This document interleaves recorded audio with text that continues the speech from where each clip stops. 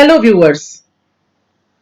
In today's lecture, we shall discuss about a very important topic of comparative federalism, fiscal federalism. And today we are going to discuss about fiscal federalism in India and the different means of operation of fiscal federalism, the components of physical federalism in India, how does it operate in India, the different challenges before fiscal federalism in India, and the changes which are put forth. So, we are going to begin with the meaning of the term fiscal federalism. The term fiscal federalism regulates the relationship between the different units of government. In a federal system, there are different two levels of government, the union government as well as the state governments, and also the local governments are operative at different grassroots levels. So, fiscal federalism is considered to be a part of a broader public finance discipline which deals with the regulation of the financial relations between these different units of government. The term was introduced by the German born American economist, and his name is Richard Musgrave.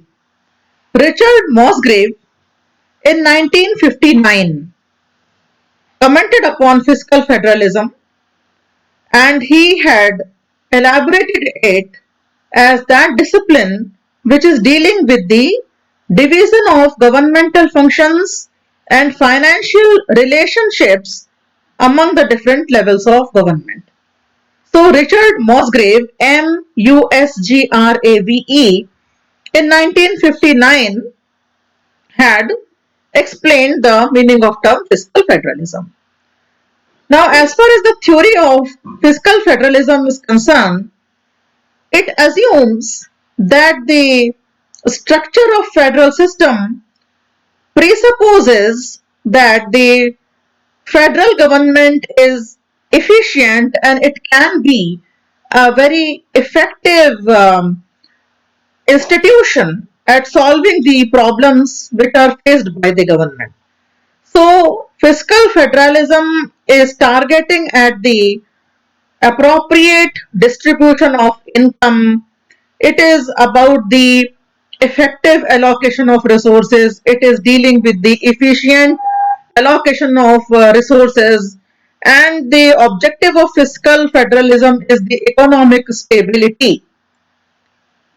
The economic stability can be achieved primarily by the initiatives which are taken by the federal government, because federal government has the power and federal government has the flexibility in dealing with these problems. It is equipped with dealing with those problems in the federal constitutional structures, because all the states which are present and which are located within the single federal unit, they are suffering from various kind of differences. They are not equal in their income, and that is why there is need of requirement of the federal intervention by way of the federal government for the economic stability. So the just distribution of income can be achieved by the federal initiatives. The second thing about fiscal federalism is allocation of resources. The allocation of resources, as far as the allocation for the actual use of those resources is concerned, the actual use of those resources is done by the local governments. Now, this is considered to be the third tier of administration. These are the municipal bodies, the panchayat institutions, for instance, in India. So, the allocation of resources can be done more effectively, very effectively by the state governments and by the local governments. The author Musgrave, Musgrave, as I explained, he argued about this thing that for the purpose of adequate economic stabilization of the nation, it is very necessary that the federal government or the central government should act as a responsible body in the distribution of the national assets, national wealth, money. But he had strongly argued that after this distribution, the allocation of the resources to the individual local units should be considered to be the responsibility of the state governments and the local governments.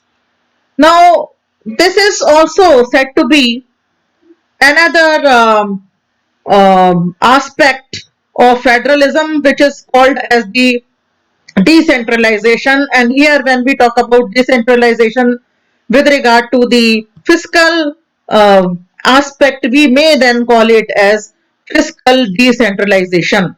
So, fiscal federalism is considered to be a study of fiscal decentralization, also where the different kinds of regional differences and different kind of local differentiations which are present in the federal nations, these are in a way bridged with the help of the federal government, and the various benefits is this, that the differences are taken into account, the limitations of the states and the local centers are taken into account, and the planning of the different kinds of administrative policies which take place at the lower level are also considered by the federal government, and it also in a manner helps in promoting a fair competition between the local governments. So the fiscal federalism provides for support to the state governments, it provides for a fair competition amongst the state, it provides for implementation of developmental policy in a fair manner at the grassroots level, and in that manner the political objectives which are established in the democratic federal setups are also achieved.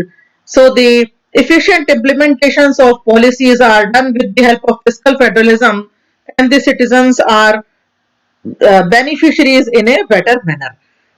However, along with these advantages of fiscal federalism, there are certain lacunae also associated with the functioning of fiscal federalism. And those disadvantages of fiscal federalism can be considered to be the lack of accountability, first of all, because the decentralization of the resources is done. The state governments and local governments, they get the huge amounts of sums and funds, so they, who is responsible to account for that, to ensure that the money is used for that purpose for which it has been disbursed, this is a very important problem. So the lack of accountability of the state governments, the lack of accountability of the local governments, the lack of accountability of the constituent portions of the local government, the accountability of the public officials. This is also one of the disadvantage of fiscal federalism. Another disadvantage is this, that the officials are not appropriately trained nor they are equipped. Because of this, there is a limitation in implementation of fiscal federalism. Then there is some kind of dependence which is developed on the part of the local government or the state government on the national government, and this is how they, this dependence reduce their workability, this dependence reduce their kind of performance level also to some level, if we negatively talk about the drawbacks of fiscal federalism. Now, fiscal federalism, in that manner, we may say that it affects the relationship between the different levels of the government, and fiscal federalism is also affected by the relationship between the different levels of the government. And the relationship between the different levels of the government is not made in one day. it is also dependent upon history. So there are historical factors which influence the fiscal federalism and the relationship between the states, the, governments, the local governments. This is all going to decide the fate of the growth of fiscal federalism and its success or the failures. And this has been witnessed in America also, this has been witnessed in India also, that the interactions of the government, which are historically determined, affect the fiscal federalism. Now, if we look at the different kinds of factors which are affecting the fiscal federalism, the historical factors which are affecting the interactions between the central planning and different levels of the government, then we may say that those factors include the New Deal of 1930s. It includes the World Wars. It includes the Cold Wars, and it includes the 1960 developmental plans, where the interaction between the different levels of government has increased. It had varies. The kind of policies have got changed, and it has affected the operation of fiscal federalism. Now, how does fiscal federalism operate? Now, here we may say that the operation of fiscal federalism takes place through the division of the distribution of taxes between federal taxes, and it is operated by the grants which are done by the federal government. It is affected by the operated with means of the transfers which are done to the state governments, to the local governments, and it is operated through the different kind of regulations, subsidies, which are provided to the for the purpose of redistribution of income. And so in this manner fiscal federalism is operating at different levels. As far as the Indian fiscal federalism is concerned, the Government of India Act 1919 and the Government of India Act 1935, it formalized the basis of the fiscal federalism in India. And it also talks about the sharing of the revenues between the central government and state government. And later on, the 14th Finance Commission, which was chaired by Dr. Y.V. Reddy, it recommended that the 42% devolution of revenue should be done in favor of the states. And later on, we have witnessed that the goods and services tax also got introduced in the 2017, and this was a very major step to streamline the indirect taxation structure in India, and this is also very important step to promote the cooperative federalism in India. So in this manner, the taxation system was completely revamped, overhauled in India, and the background of all of these reforms was set up by establishing Niti Aayog in 2015. And Niti Aayog was established for the purpose to address the new challenges which were arising in the Indian scenario, economic scenario. And so we can say that from the formalization of the basics of the fiscal federalism with regard to revenue sharing, which had happened in 1919 Government of India Act and in 1935 Government of India Act, to this point, to this time where we have a systematic enforcement of grants in aid, and now we have GST and we have the guidance given by Niti Aayog. The fiscal federalism is completely revamped in India, and we are seeing the different new challenges also in front of us with regard to fiscal federalism, which are horizontal imbalances, which are also amounting to vertical imbalances. Different kinds of imbalances are present. The horizontal imbalances involve the two type of imbalances. Firstly, that which is related to adequate provision of basic public goods and services. The second type of horizontal imbalance is about the growth, which is accelerating the infrastructure. So the transformational capacities are involved in that, and the vertical imbalances are arising due to fiscal asymmetry in the powers of taxation, which are observed at the different levels of the government. Because the Indian fiscal federalism is operating at three levels: the central government, the state government, and the third tier, which are the elected bodies, the municipalities or panchayats. So there is differences, there are imbalances with regard to the expenditure and the responsibilities prescribed to the different levels of the government.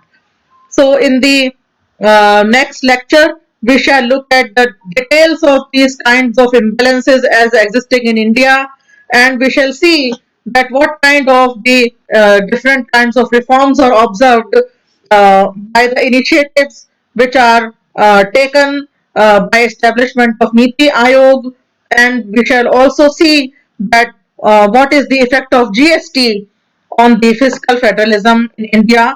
Hope by the end of this lecture, you are in a position to answer a few very prominent basic questions. Firstly, what is the meaning of fiscal federalism? Second, what is the significance of fiscal federalism? Third is that what are the different aspects which are covered within fiscal federalism and how does it become operative? And also the different kinds of details of fiscal federalism, given an idea about the topics which we have to further develop, the challenges, the advantages and disadvantages of fiscal federalism. You must be in a position to answer by the end of this lecture. Thank you so much for being with me in this lecture. Happy learning. Thanks a lot.